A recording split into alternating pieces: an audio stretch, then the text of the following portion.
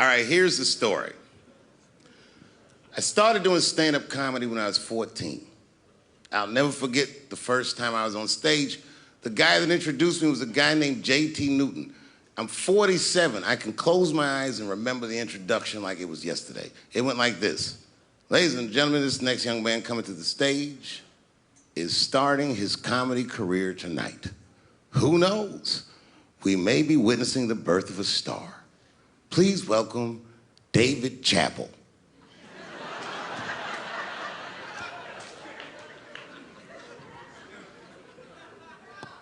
From the first time that I ever held a microphone, I was sure this was it. I knew I was home. I knew I had found my thing. And my God, man, I was a child. I got good. Matter of fact, I was good from the moment I started. And I'm not saying this to be a braggart. I'm telling you the truth. These old niggas was in awe of me. How was this little boy so poised? They used to say. I was. I mean, you know, I got better, but it started out good. About a year into it, when I was 15 years old, I had written a joke during the AIDS epidemic about having a Goodyear condom. Something, I don't even remember the joke. Something about an industrial strength condom by Goodyear. I just remember all the comedians really liked that joke. And there was an older comedian. And he came to me one night after the show, after he saw the joke, and he said, listen, I got an audition at another comedy club, and I was wondering, do you mind if I do that joke? I just want to borrow it. Now, I'm a kid, I don't know any better. I'm like, borrow it? Well, I guess, sure, if it'll help your career. I let him do the joke. And then weeks later, I was waiting to go on in a comedy club, and he went on before me, and he did the joke. And after the show, I pulled him aside and I said, hey, man, I don't mind you borrowing my jokes, but you gotta give them back. He said, oh, I forgot to ask you. He goes, let me buy that joke from you for $50. And I said, man, I'd do it, but I'm just starting out. I need all the material I can get. The idea being that the more material I can accumulate, the faster I'll be able to make money for my work. I said, I can't do it. I want my joke back. I'll never forget this. Remember, I was a 15-year-old child. This guy was a grown-ass man. He stood up over me so I could see how big he was. And he said to me, really? I can just take it. And he did. I got scared because I was a child. But I never forgot that. I never forgot that. I was 15 years old. I'm 47 now. I think about this guy all the time. When I look at my own kids and I see how young and innocent they are, I can't believe someone did that to me. And I don't think about it every day because that was the worst thing that happened to me. I think about it every day because that was the first time that someone ever did that to me. But in my career, it has happened many, many times since, where someone would intimidate me or scare me and take something that I believe was mine. I'll tell you another story. Now I'm 18 years old. I'm living in New York City, and I just finished my first road tour, which was a very difficult tour. I'll spare you the details. Now I'm back in New York, but my rent is paid, thank God. And I have $60 to my name, and a woman that I had met in Pittsburgh, a bad Dominican bitch,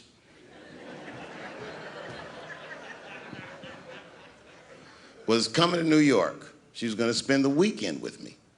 I couldn't wait for her to get there. She was coming that evening. But remember, I only had $60 for a whole weekend to entertain a bad bitch. Now I'm walking through Greenwich Village, and I see something I've never seen before. 3-card Monte. You know what that is? Yeah, the guy had the whole thing. The table was set up, and he had the 3 cards, and the crowd was hooting and hollering, and he was like, find the red card, find the red card, and people were playing. Sometimes they win, sometimes they lose, but it was really exciting, and I'm standing there watching it, and I noticed while I'm watching them play this game that the red card, the one you're trying to find, had just a little bend on the corner. And I'm watching it, and I'm like, yo, this guy doesn't seem to know that red card is bent. I'm gonna beat this motherfucker. And I walked up to the table, and I said, let me play a hand. And I put my last $60 on that table, and he starts to shuffle and find the red card, find the red card. And I kept watching that bent card go around the table, make sure I kept my eyes on that bent card. And when he stopped shuffling, and he said, find the red card, I pointed to it with confidence. Here it is right here. And he flipped it over, and it was black. And he took my money. I couldn't fucking believe it. I sat there, and I watched him for a real long time play the game. And I realized that all those people who was doing all that hooting and hollering and betting, my God, they were his friends. They were in on the whole thing. I felt so wronged. I felt so stupid. And then the next sucker came up to the table and was about to put his money down. And I said, fuck that, man. Don't put your money there. All these niggas is in on it. It's a trick. And when I said that, the guy that was dealing, and this motherfucker was huge, snatched me up by my collar. Feel how strong he was when he grabbed me. I was a skinny little guy. And he was gonna maul me. The only reason he didn't, I'm sure, is because he saw the fear in my face. And that fear, he looked at me. I saw his eyes go from hard to soft. He softened.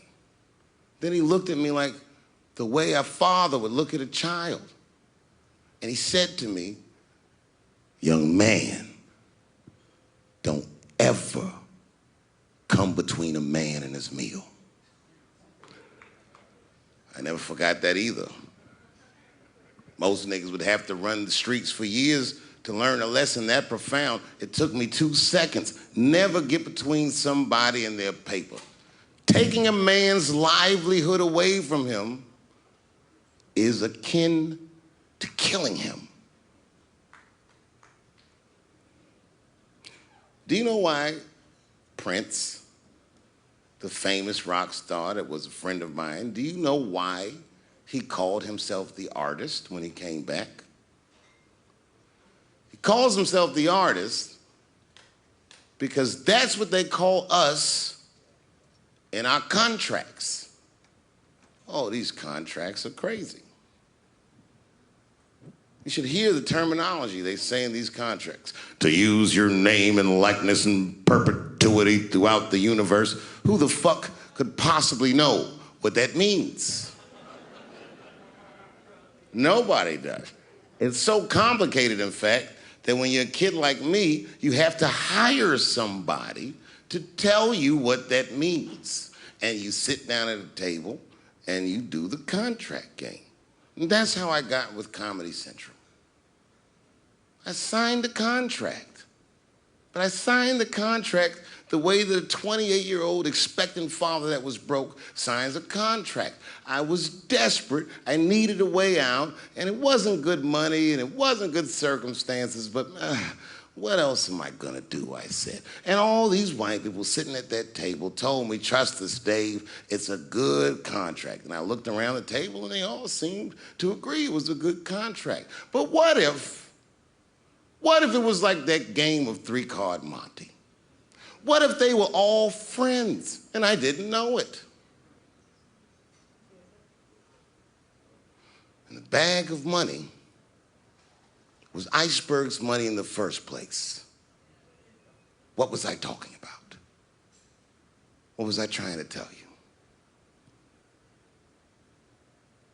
Last week, 2 weeks ago, whenever it was, I call Lauren Michaels and I tell him, okay, I'll do it. I'll do Saturday Night Live on election night, And the day I made that phone call, the day I committed to it, it gets announced that Netflix is streaming Chappelle's show.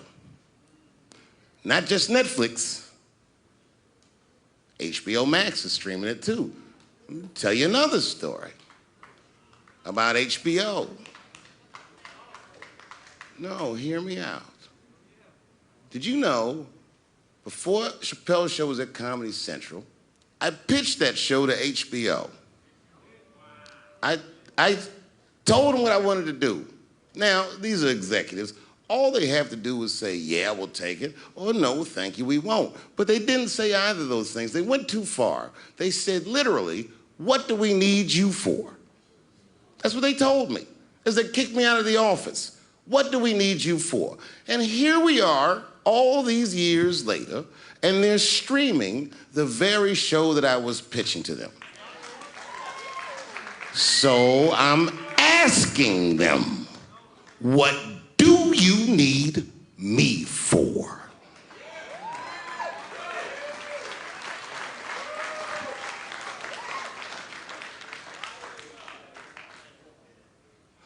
People think I made a lot of money for Chappelle's show.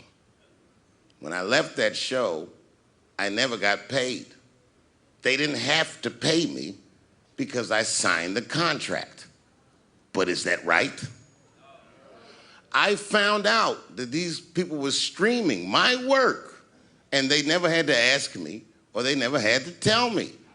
Perfectly legal because I signed the contract. But is that right? I didn't think so either. That's why I like working for Netflix. I like working for Netflix because when all those bad things happened to me, that company didn't even exist.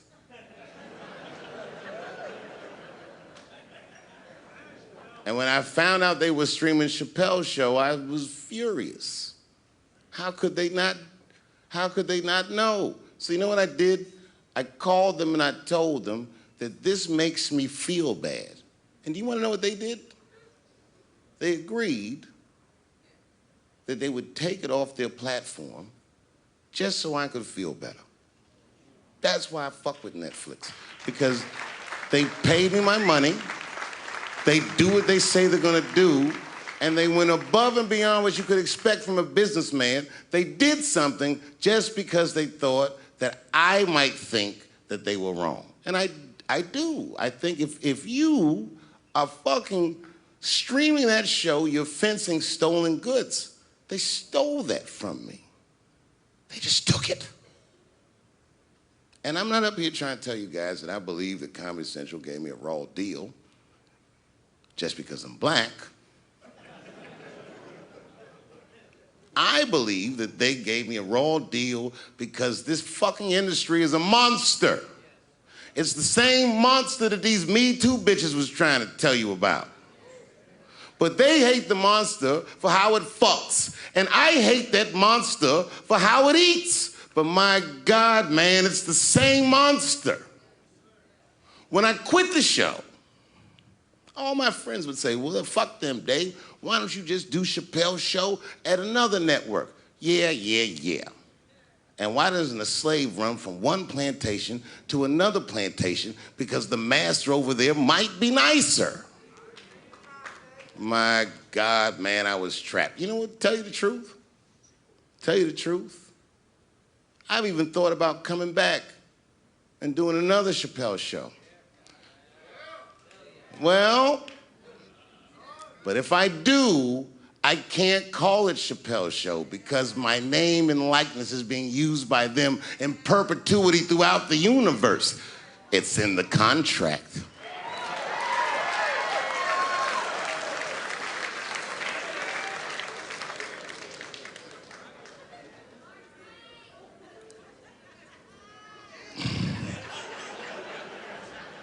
You're not supposed to do this in my business.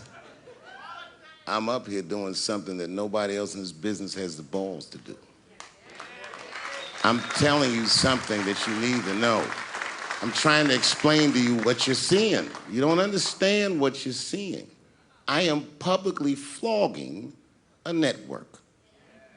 And I know that this network niggas, they watching me and they saying, why are you doing this so publicly? Doesn't feel good to be flogged publicly. Oh, believe me, I know. I know exactly how that feels. When I quit my show, they said I was crazy. What was crazy about it? I just didn't want to do it anymore. They said I smoked crack. That's impossible. I was a devout Muslim. I didn't smoke or drink. But I do now, bitch, because you ruined my fucking life. Now it's their turn. This is their first nigga lesson, and I'm honored to give it to them. They're gonna pay me for this show. I called my agent. I said, is there anything I can do about this show? And he said, no. Well, fuck you too then. If you want something done right, I guess you got to do it yourself. So I'm not going to the agents. I'm coming to my real boss. I'm coming to you. I'm begging you. If you ever liked me, if you ever think there was anything worthwhile about me, I'm begging you. Please don't watch that show. I'm not asking you to boycott any network. Boycott me. Boycott Chappelle's show. Do not watch it unless they pay me.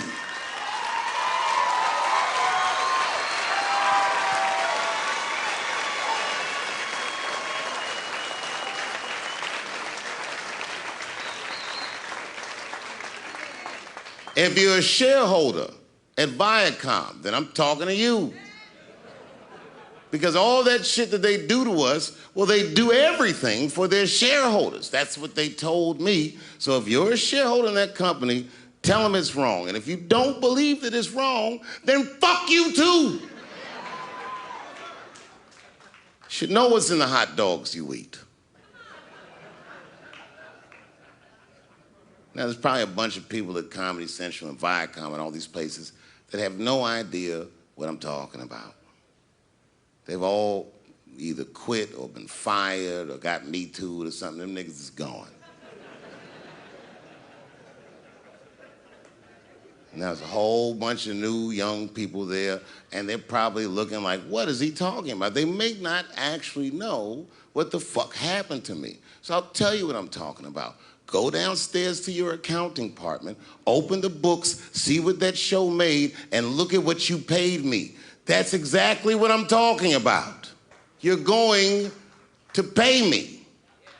I am inviting you to come with me and work with me. And let's fight against that terrible, terrible feeling that you made me feel together. We can fight together and work this thing with Chappelle's show out. Or I can just take it. Thank you.